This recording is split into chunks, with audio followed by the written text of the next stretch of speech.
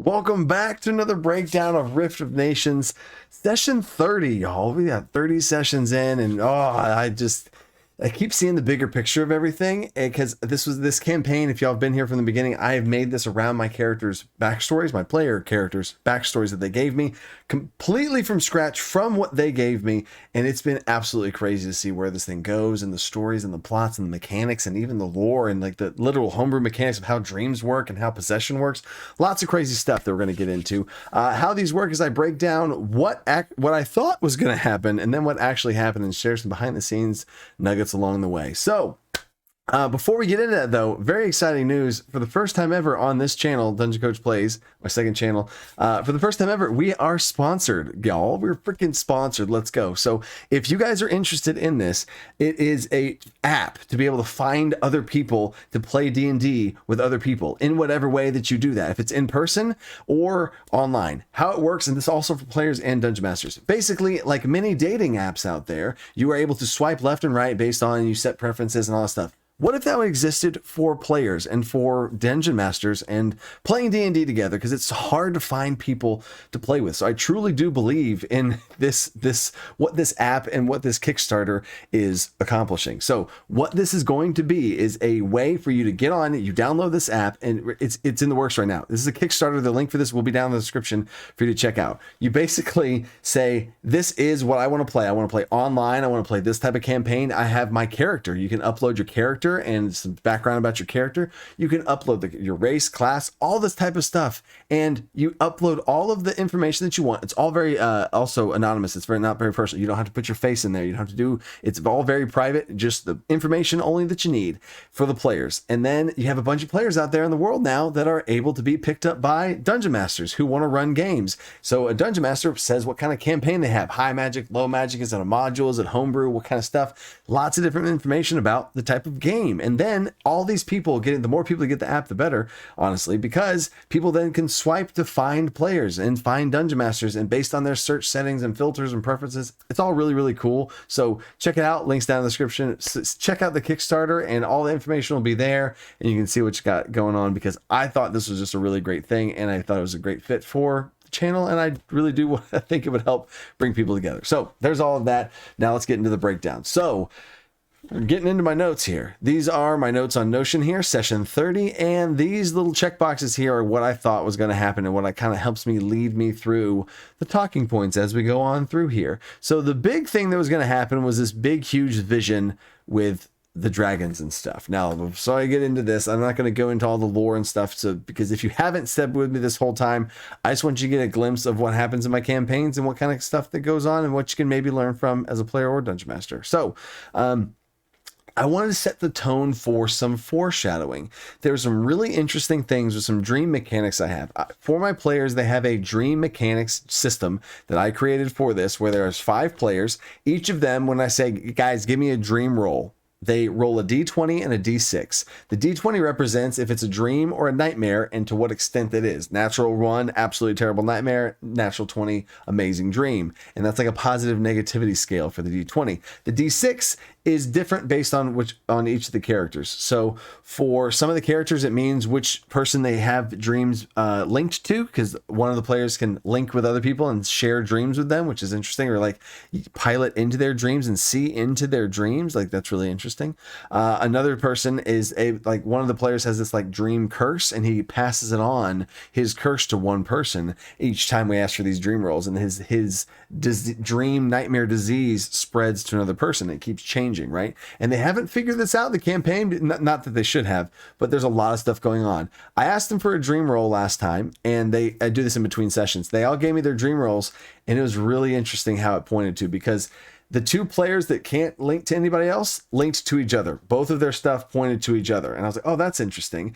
And then this player linked to them, and another player linked to them, and the other player linked to them. So it was like this chain reaction to a player linking to a player, and all their dice kept pointing in very interesting directions. I felt like a fortune teller, honestly, like, oh my gosh, the dice are telling me this interesting story. And what happened from it was a foreshadowing moment, almost seeing into the future of they are going to try and rescue this white dragon. There's a white dragon that's the dream dragon that is being contained and trapped and weakened in this state inside of this place they're about to go. It's a big, huge moment in the campaign. They're about to go there. And then they're also got this nightmare dragon that's also being imprisoned by the good guys. So there's this really interesting mirroring there. The bad guys have a good dragon. The good guys have a bad dragon. They're keeping him captured, right?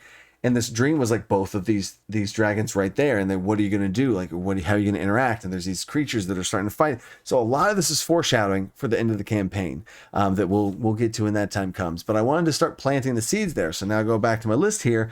In order to foreshadow this event, Ivar wakes up. Ivar is one of the fighters that was linked to Odin in this way. The fighter and the monk were linked with these dream situations. Ivar, you wake up and you're chained up. But the chains are all in his head because Ivar has seen these hallucinations of he sees things falling, he sees things that aren't there. So he was chained up and oh no, he's chained up. And then a little later on, I have, oh wait, Odin, you wake up and there's visions of you being chained at night. Those are the two players being linked together. So that was some foreshadowing there. And then after some other roleplay stuff, and I told the people, this is kind of like the end of downtime. You can interject and if there's anything you want to do and all that kind of stuff. And then we had the big dream battle where basically a white dragon was chained up. The black dragon was chained up. Ivar, the fighter, runs over to the white dragon. These nightmare zombie-like creatures are start attacking him to protect it, or defend it, I guess, because they're not protecting the white dragon. They're stopping him from getting to the white dragon. And then Odin runs to the black dragon and sets it free. And they're like, wait, what? No! But it was telling a really cool story. Long story short, which I guess this was also an interesting moment, because Q, the Warforged Barbarian, is able to dream into other people's dreams. He was dreaming into Ivar, who was into this weird dream. So Q was in this moment. He was able to, every time he blinked, he would see through another character's vision. So he blinked and he'd see through Ivar. He blinked and he'd see through Odin. He'd blink and he'd go back to Ivar. And it was this really interesting thing. So long story short, in this really interesting little nightmare dream battle skill challenge thing that was going on. It wasn't really a skill challenge because there wasn't a system of rules and checks and failures. It's just kind of, what are you guys doing? And I did it on a round by round basis.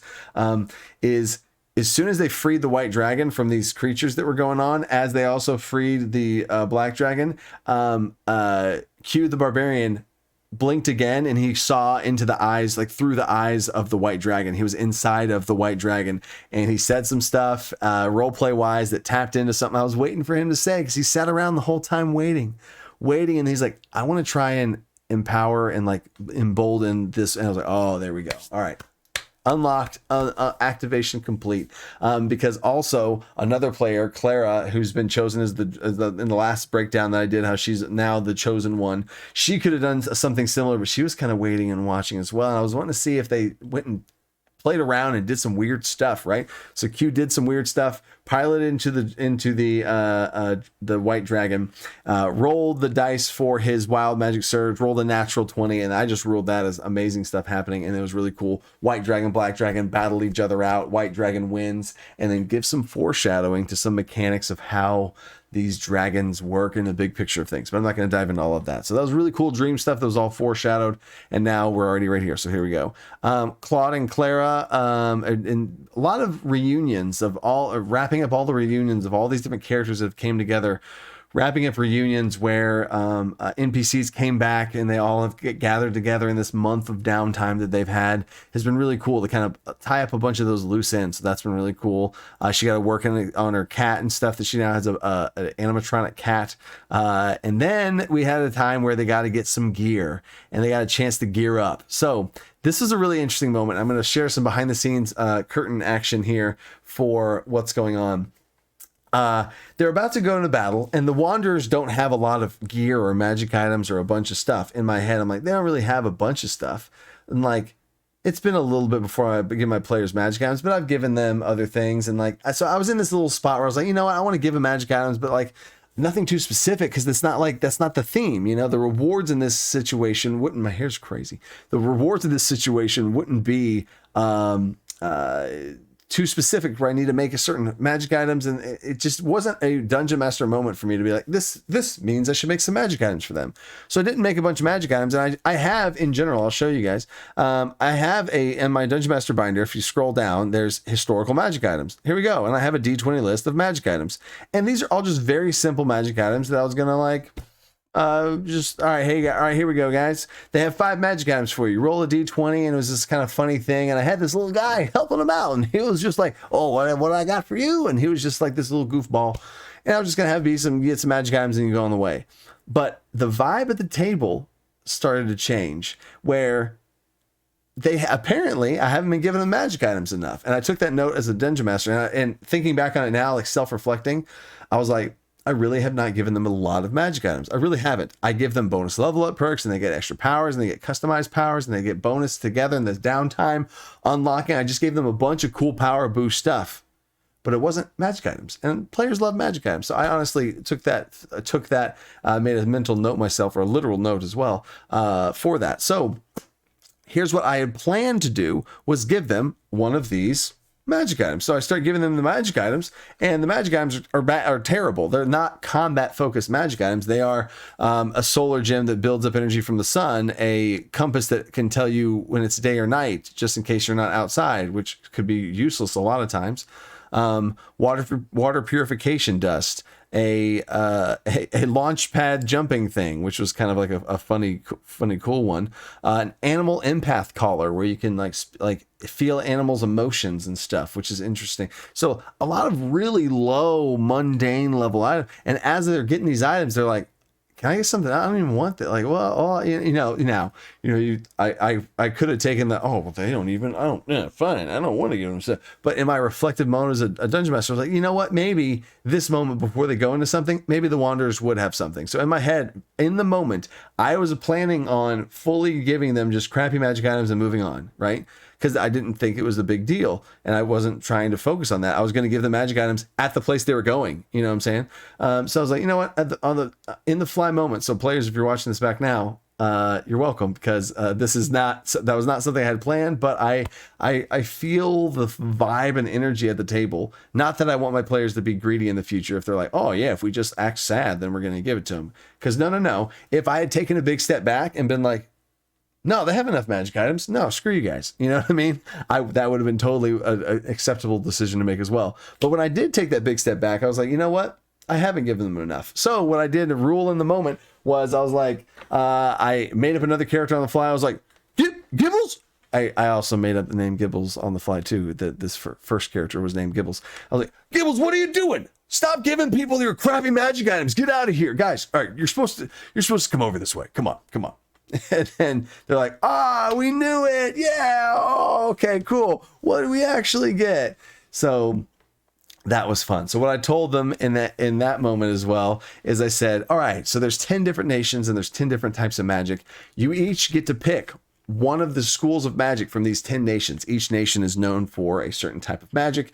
You're going to be able to pick from that list of magic schools, right? The general theme of the magic, and then ask one question. You can ask one question to this guy, be like, hey, do you have something that can get like make me more defensive? Or do you have something that I could put on my weapon? Or do you have something that I could like be, make me stronger? Or like, what is something you would ask if they had something for, right? And I'm purposely vague with this, right? This might scare some dungeon masters, or I just really liked this idea because I could do this, but I wanted to kind of give them a customizable option at a meta type level. I've never done this before. So I was like, you guys, and this was towards the end of the session. So I was like, you guys can tell me this in between sessions. I'm going to custom make you a magic item based on the school that you're asking for and the question you ask this NPC. Be careful with what question you ask. So it's almost like the wish spell, you know what I'm saying? But with a, item that's not going to be mega powerful, it's going to be something. So I thought that was going to be pretty cool. And that was a pretty cool curveball there, because I was not planning on doing that.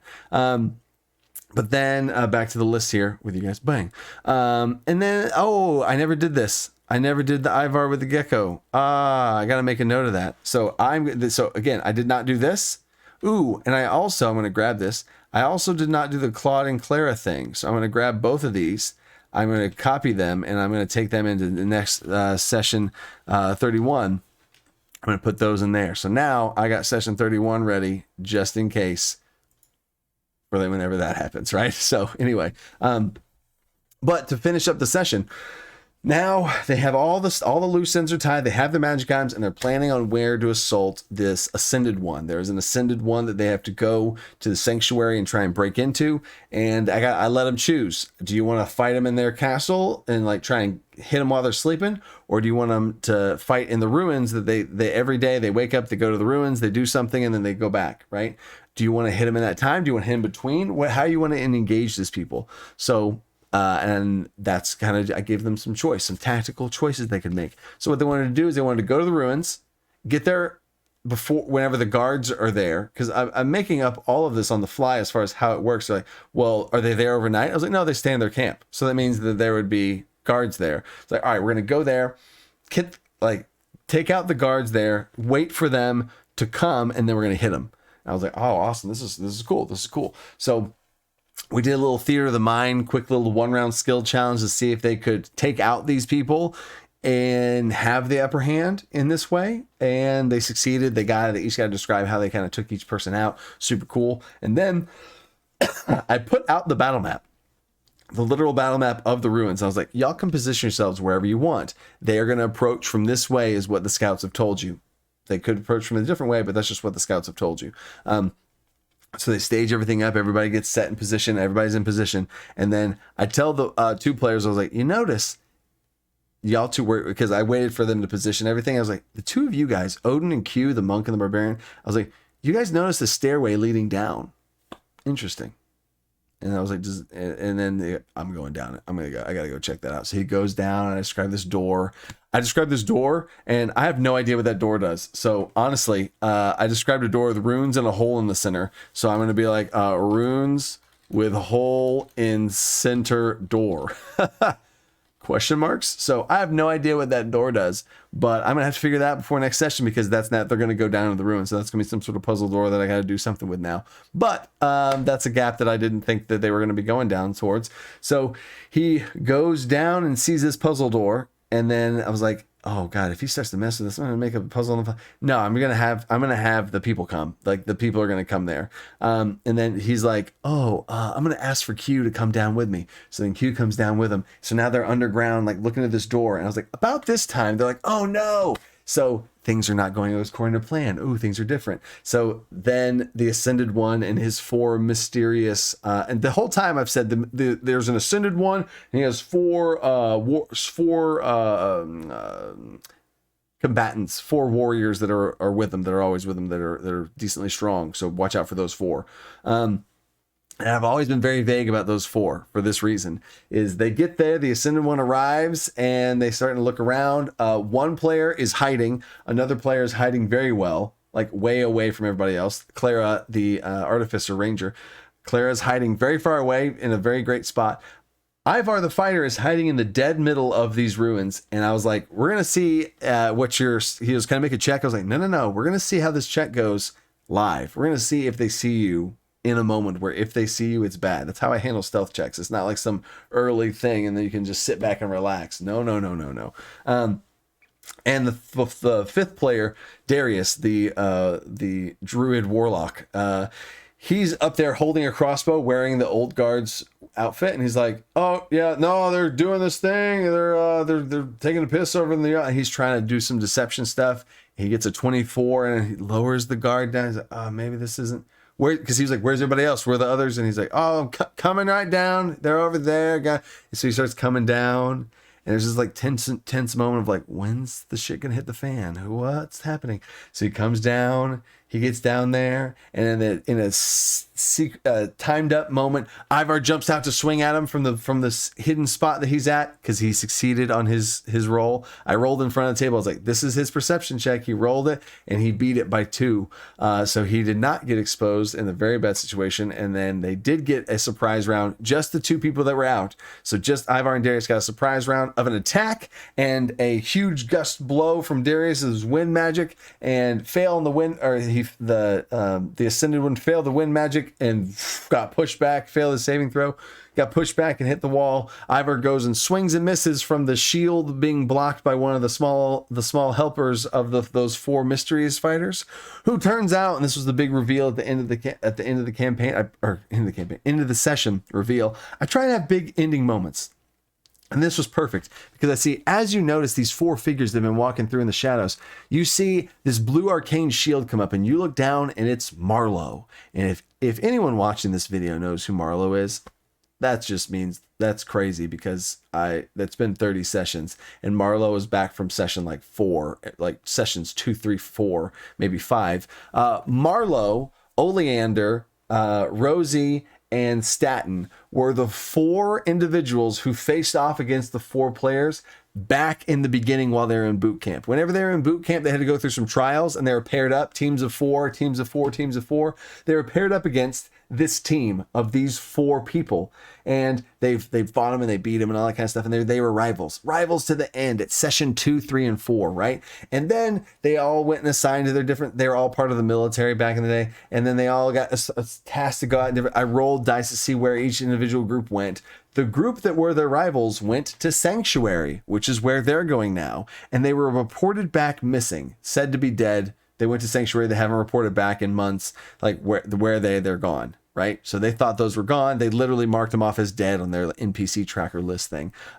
And turns out they're not dead. They're actually, now I'm telling you guys this, the players don't know this, they're mind controlled by this Ascended One. This Ascended One is fully controlling them. And that is going to be a very interesting, in fact, you know what? I have to also add this in here. Sleep mind control Ascended One. Just a little note there for myself of how mind control works in this campaign is, for you to mind control somebody, they have to be asleep first, and then you can mind control them. That's how the magic lore works as far as this campaign setting goes. But they are being possessed in that way by the Ascended One, and if they figure that out, and then that's going to help them out in the fighting stuff. But that's where we ended the session. I said roll for initiative. They rolled for initiative, and I said that's where I'll pick up next time. Here we go. So awesome end of the session, and I can't wait to see it. It's going to be a big fight. It's going to be a big fight. I am not pulling any punches on this fight. Whoo, it's going to be big, and I can't wait to get into that one. Because I was going to say it's going to be an entire session long fight, but I don't want to turn it into a session long fight. But it's just going to be a big one, and what they find after is going to be big, all that kind of stuff. So stay creative. Think outside the box. Thanks for staying with me on these little things. Peace.